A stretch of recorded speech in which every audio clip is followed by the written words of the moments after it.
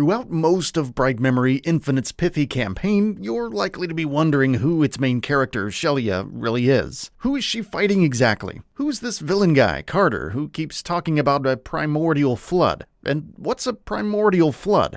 While there are technically answers to those questions, Bright Memory Infinite isn't nearly as interested in explaining itself in a satisfying way as it is with combining its handful of flashy ideas with its pseudo-cyberpunk aesthetic and making you feel like an actual badass the entire time. There's certainly nothing inherently wrong with deciding to make that trade-off, as there are plenty of legendary first-person shooters that took a similar approach to great effect. For the most part, Bright Memory Infinite successfully blazes down that same path, with a bit of its own style, and ultimately left me wanting more, mostly in the good way. Elephant in the Room number 1. Bright Memory is largely made by a one-man studio on Unreal Engine 4, and this would be worthy of praise even if the game was mediocre, but it isn't. So while I won't really factor that into my review of it as a finished product, it's definitely worth pointing out for context. Elephant number 2, the game is insanely short for the genre. I was able to complete the game twice in just about 4 hours. And even though I adore the genre, I'm not what I would consider a master at it. I died plenty, but I still managed to roll credits twice in less time than it takes to get halfway through most other FPSs. Considering that the game is priced accordingly at just under $10 USD, I don't think that its short length is an inherently bad thing, but again, it's good food for thought if you're on the fence about picking it up. Fans of the new Shadow Warrior games or Bulletstorm should immediately recognize most of Bright Memory's ideas. From the grappling hook that has the dual purpose of bringing vulnerable enemies closer to you and zipping you to new areas, to the wildly fast and satisfying sword slashing, Bright Memory Infinite certainly has borrowed from the best, which is the best way to borrow if you're going to do it. That's not to say that Bright Memory doesn't feel like its own thing though, because it does. The time-warped world that combines mythology with military technology is one that immediately grabs you from the jump and doesn't let go until the credits. Despite only getting to see Shelia talk a handful of times, she's a character that I feel like I can easily root for, and despite only being introduced to the main villain halfway through its unsettlingly short story, I still felt the conflict between him and Shelia's SRO organization brewing in a genuine way. Outside of that, the story rarely moves at all until the very end, but just as the game intends, you'll usually be having too much fun to really care. Bright Memory Infinite plays like it knows it's only got a couple of hours to show you everything it does, which is to say it rarely feels stale. In fact, if it weren't for one completely unnecessary contrived stealth section, I'd say its pacing was pitch perfect. Sure, the meat and potatoes of its gameplay is largely made up of go to the next area and kill all the bad guys, but it's the arrangement of said bad guys, the variety of them, and the fact that Shelia's arsenal often gives you multiple legitimate paths to victory over them that keep it all consistently fun. One area might be pretty straightforward, with armed guards of different types rushing you and all playing to their strengths, while the next might have some deliberate distance between you and them, forcing you to either whip out your sniper rifle and pop them from across the arena, or grapple them over to you and blow their heads apart like grapefruit while they're in stasis.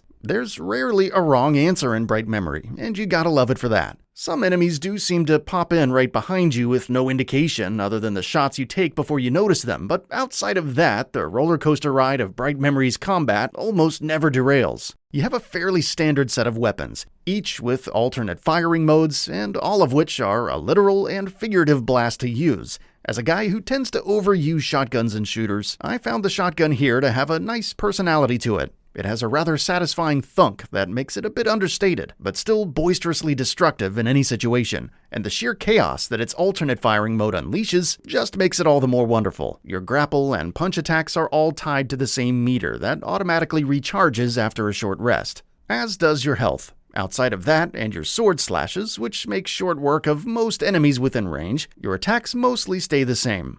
There are a few abilities and upgrades to be had in the game's very conservative skill tree, but given how short the whole affair is, and how fun your basic arsenal is to use, it might not even occur to you to mess with it. Enemy types range from standard SAI soldiers to heavies that may or may not have shields, to a couple types of undead warriors from eons past that have been reanimated, capped off with a small handful of mythological-themed bosses that you'll fight a couple of times each. If this were a 10-hour game, the variety of enemies might have felt a bit lacking, but here it's just right. By the time I fully mastered how to reflect flaming arrows from these Roman soldiers back at them, the game would throw 5 of them at me at once, forcing me to step up my adaptation once again. My only gripe I have with the game's combat would be the aforementioned stealth section that feels uncharacteristically tacked on and rushed. Forcing yourself to slow down and engage in tedious trial and error while Shelia inexplicably holds her meat cleaver in the middle of the screen was an odd low point for the game and seems to contradict everything the other 95% of it stands for.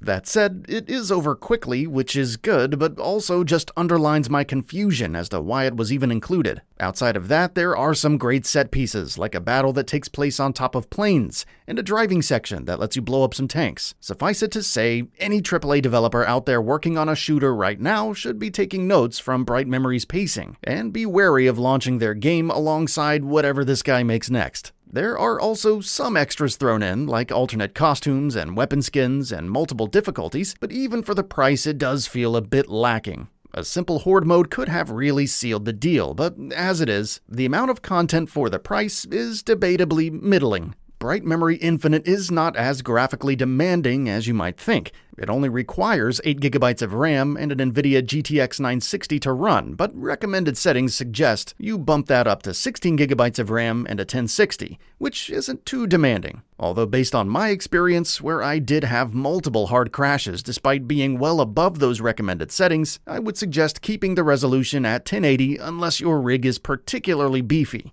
If it is, you can also enjoy the game's ray tracing, which does admittedly look phenomenal when everything is firing on all cylinders and working as intended. VSync is also an option that might help with stuttering or tearing, but I honestly didn't run into much of that at all. All things considered, the game does seem to run generally okay, but given that I struggled with crashing notably more than I usually do on arguably just as intense games, when coming back from a death or loading up a save file, I also think it's pretty clear that there's still a bit more ironing out that needs to occur. And I'd be derelict in my duty as a reviewer if I didn't mention that, as well as how it dragged on my experience overall. Few things bring the fun of a ferocious action game to a halt quicker than having to fiddle around with frame rates and texture options just to get your save file to load. While other modern shooters offer expansive open worlds, colorful, well-rounded characters, and broad, multifaceted themes, Bright Memory Infinite serves as yet another reminder that you don't necessarily need any of that. Sure, deep gameplay mechanics and profound storytelling all have their place in the genre, as do many other styles, but there's also always going to be room for fun, bombastic experiences that burn bright and burn fast, especially when the price is right. Having a particularly well-done set of sound effects and an appropriately heart-thumping action movie-style musical score is a nice cherry on top of it all. Despite a couple of small head-scratchers and a PC version that clearly could use some more time in the oven, Bright Memory Infinite, more often than not, manages to come within slashing distance of the games it's so clearly inspired by. Whether the friendly price balances out the short length and unpredictable performance for you is going to be for you to determine, but I generally found experiencing the game's strengths to be more than worth dealing with its shortcomings.